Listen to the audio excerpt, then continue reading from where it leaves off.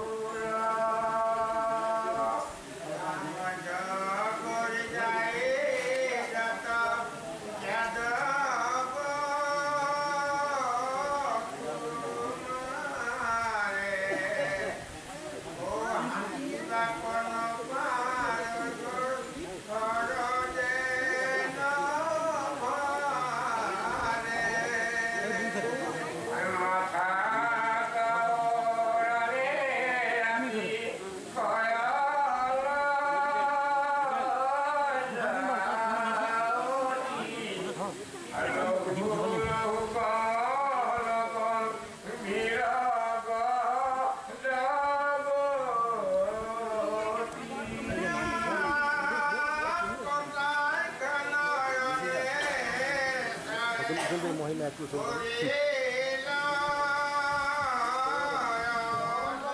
কৰাৰ কাৰণে হিৰণ্যকশিপুৱে নানা ধৰণৰ শাস্তি দিলে, কিন্তু তেওঁ যেতিয়া কোনো ক্ষতি সাধন কৰিব নোৱাৰিলে তেতিয়া দেউতাকে সুধিলে, বোপা তই যে ইমান শাস্তি দিওঁতেও যে তই অৱসৰ হৈ আছ, তোক কোনে ৰক্ষা কৰি আছে? তেতিয়া প্ৰহ্লাদে ক'লে, দেউতা মোক পিতৃয়ে ৰক্ষা কৰি আছে। হিৰণ্যকশিপুৰ সন্দেহ আহিল, প্ৰহ্লাদৰ মাকৰ আকৌ কোনোবা 2 নম্বৰী তেনেকুৱা পিতৃ আছে নেকি? কিন্তু প্ৰহ্লাদে অভিপ্ৰায়টো বুজি পাই পেলাই ক'লে, দেউতা তোমাৰ কথাটো বুজি পাইছো, মই সেইজন পিতৃৰ কথা কৈছো যিজনে অকল মোকে নহয় আমাৰ সকলোকে চলাই আছে। সেইজন পিতৃ কোন? হে ৰাম মাধৱেকে পিতা মোৰ, মাধৱে হে জ্ঞান, মাধৱৰ পৰে কোন বন্ধু আছে আন।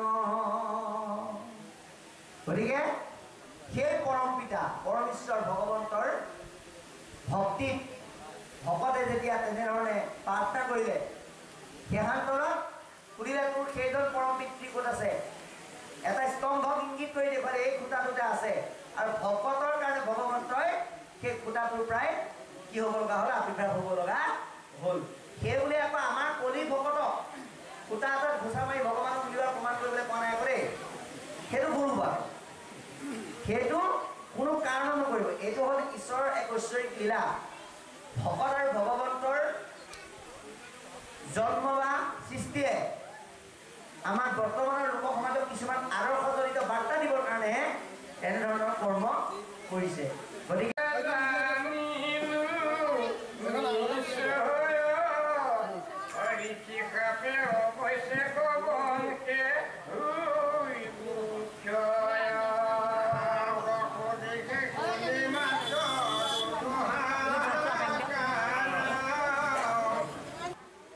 কিছুমান কথাক লৈ অনুতপ্ত হওঁ, কিন্তু সেই অনুতপ্ত হোৱালৈ আমাৰ সময়বিলাক পাৰ হৈ যায়। অৰ্থাৎ আমাৰ নিৰ্দিষ্ট যি কৰ্তব্য, এই কৰ্তব্য কৰাৰ ক্ষেত্ৰত যেতিয়া অনুভৱ কৰোঁ যে এইটো বেয়া হ'ল, তেতিয়াহ'লে আমাৰ সময় হাৰি যায়। সদায় ভগৱন্তৰ ওচৰত এটাই প্ৰাৰ্থনা কৰিব লাগে, ৰাতিপুৱা শুই উঠোতে আমি সোঁ ভৰিটো মাটিত প্ৰথম দিব লাগে, আৰু দি ভগৱন্তৰ ওচৰত এটাই প্ৰাৰ্থনা কৰিব লাগে, আমাৰ দ্বাৰা যাতে একো উপকাৰ হ'ব নোৱাৰিলে, যাতে একো অপকাৰ নহয়। এইটো হ'ল আমাৰ প্ৰত্যেকৰে প্ৰাৰ্থনা হ'ব লাগে। কাৰণ আমি যদি তেনেকুৱা কিবা এটা কৰ্ম কৰি পেলাওঁ, তেনেহ'লে তাৰ যি অনুতপ্ততা, সেই অনুতপ্ততা কিন্তু সময় এৰি যোৱাৰ পিছত আমাক কোনো ধৰণৰ সহায় কৰিব নোৱাৰে। হয়, অনুশোচনাই মানুহক মহান কৰে, অনুশোচনাই মানুহক আগবাঢ়ি যোৱাৰ প্ৰেৰণা দিয়ে, কিন্তু এনেকুৱা কিছুমান কথা আছে যিটো আমাক ভাগৱতে দেখুৱালে যে ঋষিসকলে অনুতাপ কৰিছে, এইটো আমি ভুল কৰি, যদু বংশৰ লোকসকলে অনুতাপ কৰিছে, আমি এইটো ভুল কৰি দিছোঁ, কিন্তু ইয়াত কোনো ধৰণৰ শুধৰণি কৰিব পৰা ব্যৱস্থা নাই। গতিকে আমাৰ প্ৰত্যেকে এটা কথাৰ ওপৰত গুৰুত্ব দিব লাগিব, এই অৱস্থাত আমি কৰিবলগীয়া নহ'বৰ কাৰণে আমি সৰুৰে পৰাই ঈশ্বৰক আশ্ৰয় ল'ব লাগিব। সৰ্বধৰ্ম পৰিত্যাগ। আৰু তুমি জগতৰ লোকসকলৰ কাৰণে সাৰ প্ৰশ্নটো কৰিলা। গতিকে এই সাৰ প্ৰশ্ন কৰাৰ লগে লগে তাৰ উত্তৰত মহাভাগৱত কৈ ৰজা পৰীক্ষিতক উদ্ধাৰ কৰাৰ লগতে আমাকো এতিয়া উদ্ধাৰ পথ দি দিছে। তাৰ এটা অন্যতম স্কন্ধ, একাদশ স্কন্ধৰ নিমি নৱসিদ্ধ সংবাদ। এয়া আমি তাৰ পাতনিলৈ আগবাঢ়িছোঁ। ইতিমধ্যে নাৰদ আৰু বসুদেৱৰ মাজত আলাপ হৈছে, আৰু বৰ্তমান চলিত বিষয়ে এটা কথা কৈছে যে কৃষ্ণৰ কথা যোনে শুনিছে, যোনে গাইছে, যোনে স্মৰণ কৰিছে, যোনে আনন্দ কৰিছে, সমানেই ফল বুলি কৈছে। এতিয়া আপোনালোকে হয়তো ভাবিছে যে আমি সমাজত বহি আছোঁ, আমি নম্বৰ বেছিকৈ পাম, এই গৃহস্থইনো কোৱা আমাৰ নিচিনাকৈ বহিবলৈ পাইছে, তেওঁলোকৰ নম্বৰ কমি যাব চাগে। ভাগৱতে কৈছে নহয় ভাগৱতৰ কথা শুনাৰ ক্ষেত্ৰত কেতিয়াও পাৰ্চেণ্টেজ বেচিছ নকৰে কেনেকৈ শুনিছে সেইটোহে ডাঙৰ কথা কোনোবা যদি ইয়ালৈ আহিবও পৰা নাই তেওঁ যদি তাৰ পৰাই শ্ৰদ্ধা কৰিছে সমানেই ফল প্ৰাপ্ত কৰিব পাৰিব এই ভাগৱত জ্ঞানৰ মাধ্যমেৰে ইয়াত মাত্ৰ আমাক লাগিব কি কৃষ্ণ কথা শুনে যিটো জানা শ্ৰদ্ধা কৰি তাহাৰ হিয়াত প্ৰৱেশন্ত দেৱ হৰি মহন্তৰ হিতকাৰী দেৱতা মূৰৰ কামাৰী ভাৱনা তাৰ হৰা নিৰন্তৰ গতিকে আমি শ্ৰদ্ধাযুক্তভাৱে য'তে যেনেকৈ থাকি নুশুনো কিয় তেনে তাত কোনো কথা নাই খালি আমি একান্ত দৃঢ় শ্ৰৱণটো আমি প্ৰত্যেকে কৰিব লাগিব গতিকে এই কথাখিনি কোৱাৰ পিছত পুনৰনো আমাক পাঠে কি কয় আমি অকণমান শ্ৰৱণ কৰিম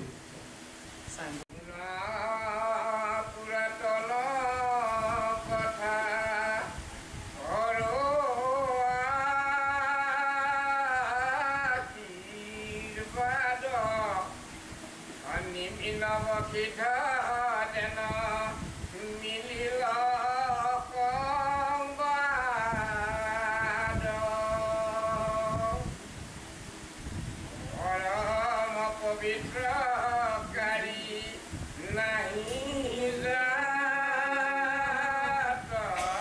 পৰে প্ৰবহনতে মহাসুখে মুখ্য পাহাড়ে মৰে স্বয়ং ভূসুতা প্ৰিয় বাতা